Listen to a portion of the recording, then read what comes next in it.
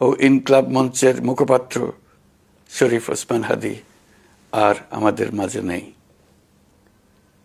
ইন্না লিল্লাহি ওয়া ইন্না ইলাইহি রাজিউন। কিছুক্ষণ আগে সিঙ্গাপুরের পররাষ্ট্রমন্ত্রী ভিভিয়ান বালাকৃষ্ণন আমাকে টেলিফোনে এই হৃদয় বিদারক সংবাদটি জানিয়েছেন। ফেসিবাদ ও আধিপত্যবাদ বিরোধী সংগ্রামের এই অমর সৈনিককে মহান রব্বুল আলামিন শহীদ হিসেবে কবুল করুন, এই দোয়া করি। আমরা সবাই মিলে এই দোয়া করি। শরীফ ওসমান হাদীর এই অকাল মৃত্যুতে আমি গভীর শোক ও দুঃখ প্রকাশ করছি। তার প্রয়াণ দেশের রাজনৈতিক ও গণতান্ত্রিক পরিসরে এক অপূরণীয় ক্ষতি। আমি তার রুহের মাগফিরাত কামনা করছি এবং শোক সন্তপ্ত স্ত্রী, পরিবারের সদস্যবৃন্দ, স্বজন ও সহকর্মীদের প্রতি গভীর সমবেদনা জানাচ্ছি। শহীদ ওসমান হাদীর স্ত্রী ও একমাত্র সন্তানের দায়িত্ব সরকার গ্রহণ করবে। শহীদ শরীফ ওসমান হাদীর অকাল মৃত্যুতে আগামী শনিবার একদিনের রাষ্ট্রীয় শোক ঘোষণা করছি। এই উপলক্ষে শনিবার দেশের সব সরকারি, আধা সরকারি, স্বায়ত্তশাসিত প্রতিষ্ঠান, শিক্ষা প্রতিষ্ঠান সহ সরকারি বেসরকারি ভবন এবং বিদেশে বাংলাদেশ মিশনগুলোতে জাতীয় পতাকা অর্ধনমিত থাকবে। একই সাথে আগামীকাল শুক্রবার বাদ জুমা দেশের প্রতিটি মসজিদে শহীদ ওসমান হাদীর রুহের মাগফিরাত কামনায় বিশেষ দোয়া ও মোনাজাতের আয়োজন করা হবে। আপনারা তাতে শরীক হন। অন্যান্য ধর্মের উপাসনালয়গুলোতেও আয়োজন হবে বিশেষ প্রার্থনার। আমি বিশেষ কৃতজ্ঞতা জানাই সিঙ্গাপুর সরকারের প্রতি।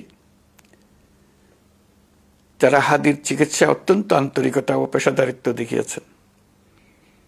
বিশেষ করে সিঙ্গাপুরের পররাষ্ট্রমন্ত্রী ভিভিয়ান বালাকৃষ্ণন, যিনি একই সঙ্গে একজন বিশিষ্ট চিকিৎসক, তার প্রতিও তিনি নিজে হাদীর পরিচর্যা করেছেন, আমাকে নিয়মিত চিকিৎসা সম্পর্কে খোঁজখবর দিয়েছেন। এই নৃশংস হত্যাকাণ্ডের সঙ্গে জড়িত সকল অপরাধীকে দ্রুত আইনের আওতায় আনা হবে এবং তাদের বিরুদ্ধে সর্বোচ্চ শাস্তি নিশ্চিত করা হবে। এ বিষয়ে কোনো ধরনের শৈথিল্য দেখানো হবে না। বিপ্লবী রক্তে উজ্জীবিত এই তরুণ নেতা ওসমান হাদী ছিলেন প্রতিবাদের অনন্য প্রতীক।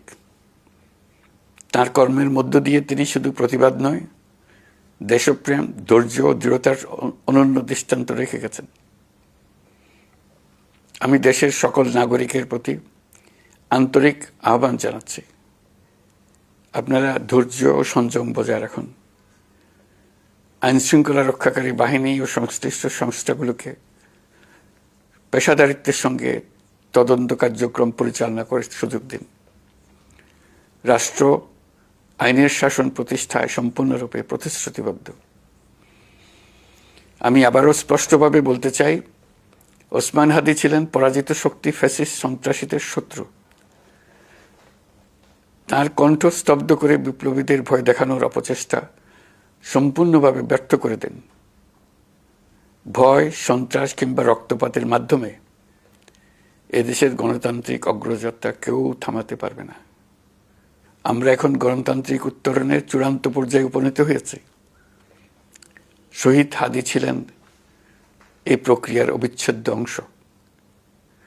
তার একান্ত ইচ্ছা ছিল আসন্ন নির্বাচনে প্রতিদ্বন্দ্বিতা করে নতুন বাংলাদেশ বিনির্মাণের পরবর্তী ধাপে সক্রিয় ভূমিকা রাখা।